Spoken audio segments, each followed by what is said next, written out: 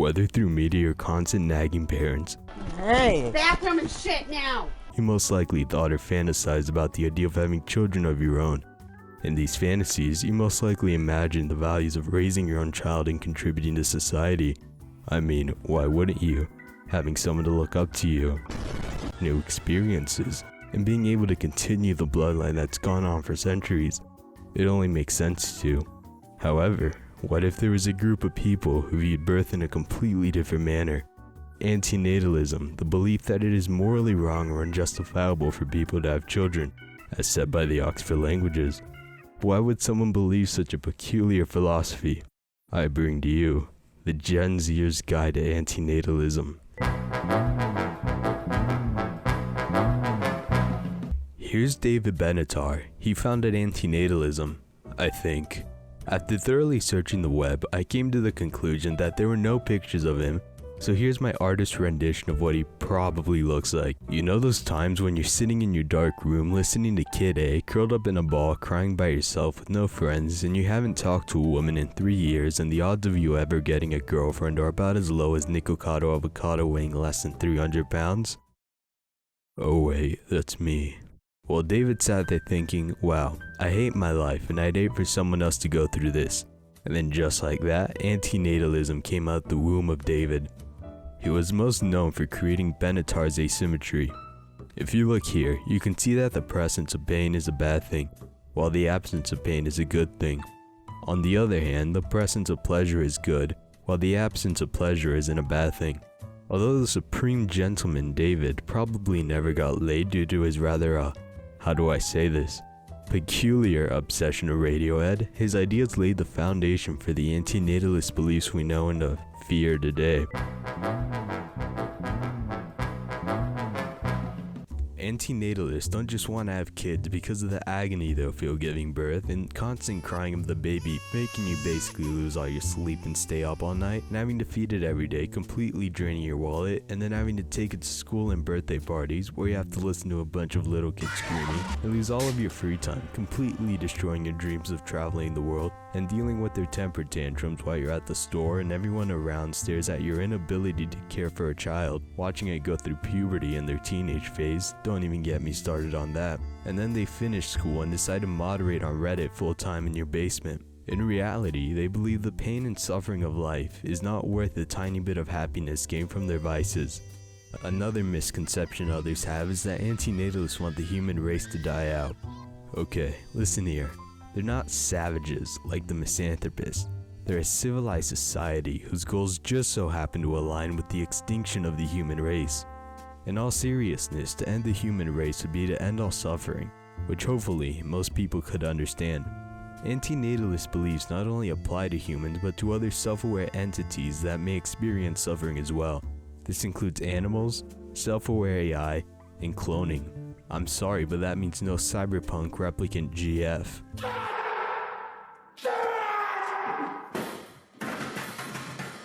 And just in case you were thinking antinatalists discriminate, they believe that all birth is equally unethical. With all that being said, the antinatalists kind of have a point. I mean, would you really want your child to have to go through the traumatic experiences you've dealt with? Like that time when you told your friends about your crush and you told them not to tell anyone, and the first thing they do is go straight to her? Or that time when you were called to do a presentation and for no reason at all your body decides to give you a boner and you have to decide whether to stay at your desk and get an F or go up and risk someone noticing? Or that time when you decide to finally man up and message your crush but find out a month later she left you on red? Seriously, why couldn't you respond to me? Please, if you're watching, text me back. I'm desperate, I'm not. After hearing all this information, you may be wondering, why should I follow the philosophies of the antinatalist? Because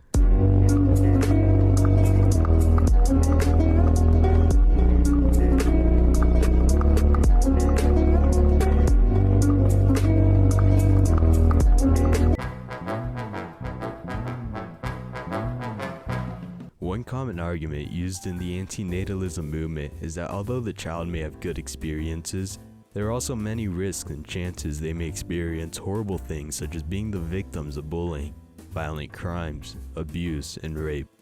Not only that, but the parents may not even be ready to care for a child. Teenagers clearly are not ready to care for a child. They're basically children themselves and they're not financially stable. Drug abusers put all their money and attention on drugs instead of their children, along with the fact that their child will have problems due to drug abuse while pregnant. Selfish parents don't care about their kids and use them as trophies to boost their own ego and disregard how the child actually feels. Celebrities put their children into a position where they are likely to be brought down due to their association with their parents. And the parents are most likely in an echo chamber constantly being praised, leading to bad parenting. Like, would you really want to be the child of Cardi B? I know I'd choose death over it. Lord save her child. And worst of all, an OnlyFans parent.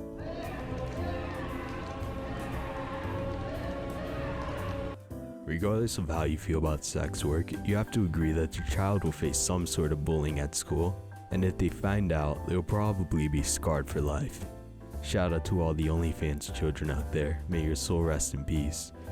So finally, we arrive at good old businessman Raphael Samuel, the real Sigma male of us all. Now get this, he sued his parents, his argument being that they gave birth to him without consent. Now let me get this straight, you're suing your parents because you didn't consent to being born.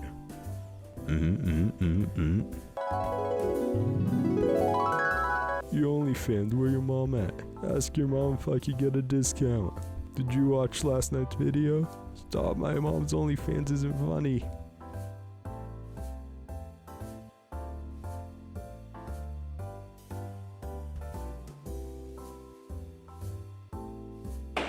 Case approved. And just like that, Sigma male businessman Raphael Samuel won the $10 million lawsuit. Although the lawsuit was only a political statement, it makes a fair argument of why you should follow the antinatalist philosophy.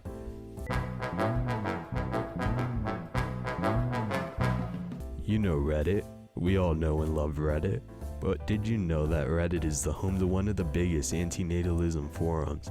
If you're interested in this topic, then I highly recommend that you check out the subreddit for more information since they know what they're talking about far more than I do. But just remember that it's Reddit, so make sure not to get too invested. You may be thinking, antinatalism is a pretty solid idea by now. Well, now it's time for the part where I absolutely rip it to shreds, destroy it, and lobotomize it. Children have the right to not have kids, just like people have the right to have kids. Crops, goblin, breeder, make mind blow, bull. Antinatalism, these people are a bunch of miserable lizards. Once doing a bunch of them, telling them to get help. They call me a waste. Meanwhile, they say shit like people with Down syndrome should be killed to prevent suffering. Their obsession with abortion and sterilization freaks me. They say that instead of reading, why don't you not want to stop telling what to do with their lives? If this is so dance telling others what to do, meanwhile you tell others what to do. Also, feeding negative energy with more negative energy will make you more miserable. Now it is basically live on the flu. At least half of my generation. Oh, what kids? It makes me say that I am one of the only people in my generation who wants traditional things. Want to get married, take my husband last name, have lots of kids go to church. I really have my generation. People have completely given up. It's sad. Thank you for the excellent reading, Tyrone. Reddit army aside, there are some legitimate criticisms of antinatalism. When you were just a little spermy, you had to fight against... Wait, how many?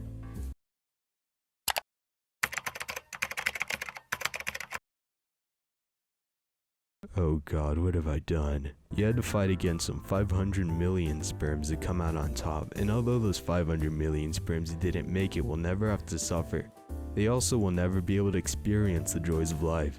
They'll never be able to listen to Tom York's and Creep by Radiohead. They'll never be able to watch Jack Black and Nacho Libre, and they'll never be able to beat Dark Souls 1, 2, and 3, which is actually probably a good thing. Sometimes life isn't about looking at the suffering, but rather enjoying the simple pleasures. Suffering is expected, however these experiences can make the small amount of joys worth treasuring even more. Hidetaka Miyazaki, creator of Dark Souls. god of suffering, and lover of feet, claims that when there is something beautiful in the middle of a wasteland, we're able to appreciate it even more. One jewel doesn't look like much when you have a pile of them, but if you find one jewel in the midst of mud, it is worth so much more. We learned many things today, such as Radiohead is the greatest band of all time, my life is pathetic, and once again, Reddit has disappointed us. Oh yeah, and the antinatalist stuff.